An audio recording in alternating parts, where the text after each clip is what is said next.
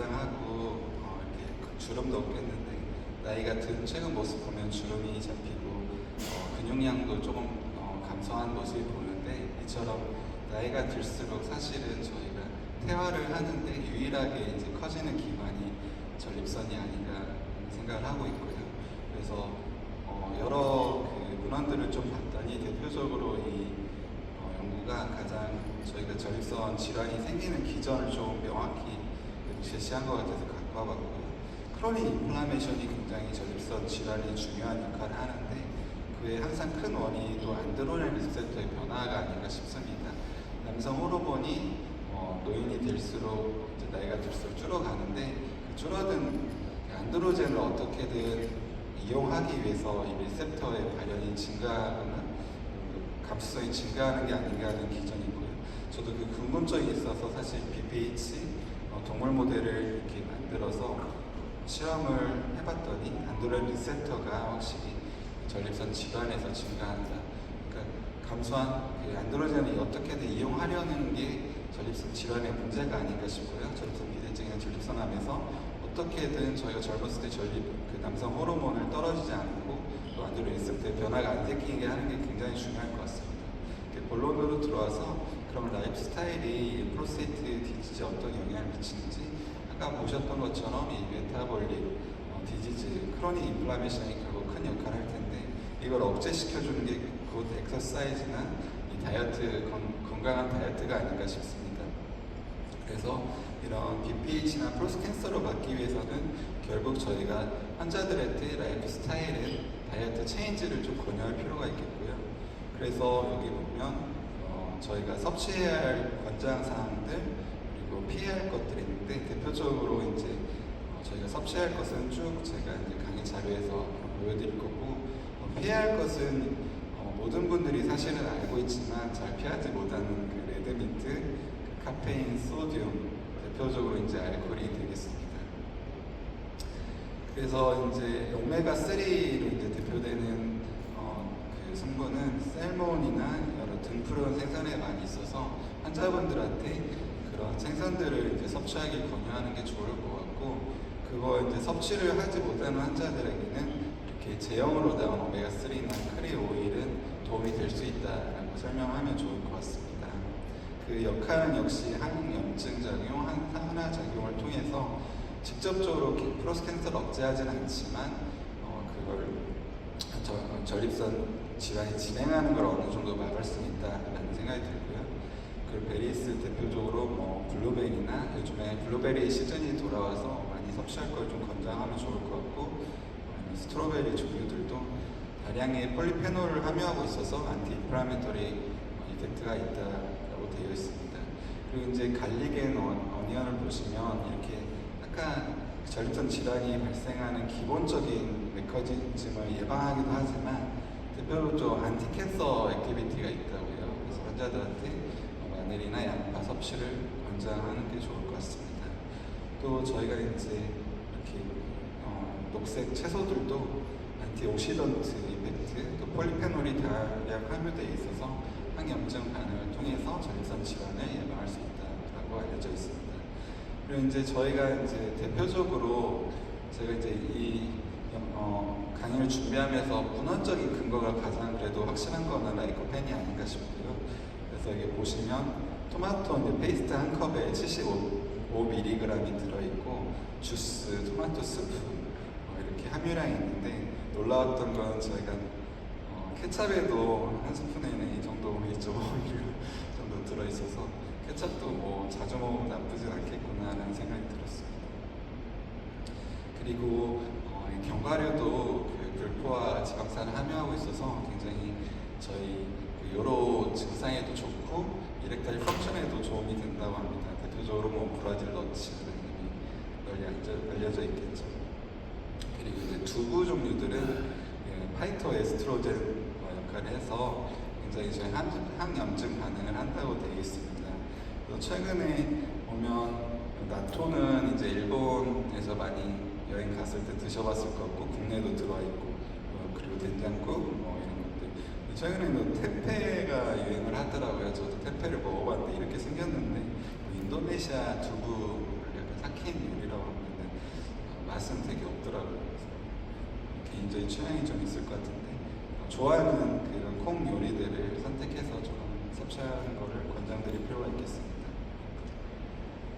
그래서 역시 이런 웨스턴 다이어트, 특히 이제 술이 가장 안 좋겠죠. 이런 것들을 피하고 지중해식 식단으로 좀 변경을 권장할 필요가 있겠습니다. 그래서 대표적으로 이제 월드 캔서 리서치 펀드에서 보면 바디 웨이트를 줄이고 피지컬 액티비티를 늘려요. 대표적으로 이제 중등도의 운동을 주에 150분 이상 하는 걸 권장하고 또 고강도 운동은 75분 정도 이상 하는 것을 권장하고 있습니다. 아까 말씀드렸던 이제 좋은 음식들을 먹어야 할 것 같고 피해야 할 것은 어제도 저도 먹었지만 소고기 같은 레드미트 좀 피해야 할 것 같고 최근에 또 슈가 드링크가 문제가 되는 것 같아요. 뭐 다이어트 콜라가 나오긴 했지만 이런 슈가 드링크 같은 걸 좀 피할 필요가 있고 알코올은 저희가 이제 설명하기가 굉장히 어렵습니다. 저도 환자들하고 많이 싸우는 게 술 좀만 먹어도 되냐고 하면 제가 근데 답변하기가 좀 어렵더라고요. 근데 원칙적으로는 아예 마시지 말 거를 좀 권장하고 있습니다. 문헌적으로. 그리고 문제가 되는 것들이 이런 보충제를 먹어도 되냐 하는데 확실한 거는 보충제를 권장하지 말라고 되어 있습니다.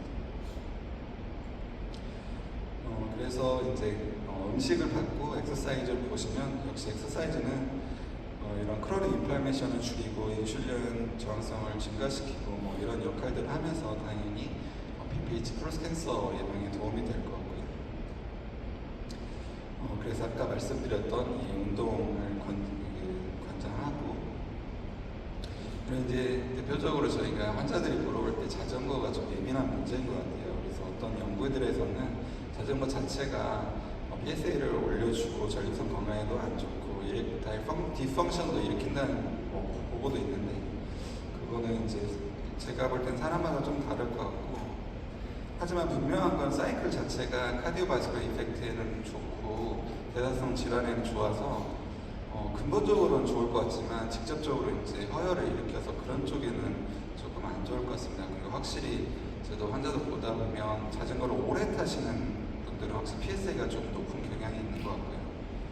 그래서 이 권장하는 걸 보면 저희가 좀 프로스트 캔서로 혹시 수술을 하신 분들이 이제 물어볼 때 처음에 이제 수술 직후에는 하지 말라고 좀 권장할 필요가 있겠고 12주간은 조금 가볍게 실내 자전거 정도 테스트를 해보고 12주가 지났을 때 좋은 안장을 낀 자전거로 30분 이내로 한번 테스트를 해볼 걸 권장하고 있고 그 이후에는 이제 좀 자유롭게 본인에 맞게 선택하라. 그러니까 워낙 자전거가 주는 좋은 효과가 있기 때문에 이런 직접적인 악영향을 좀 피하면서 좋은 효과를 누릴 필요는 있을 것 같습니다.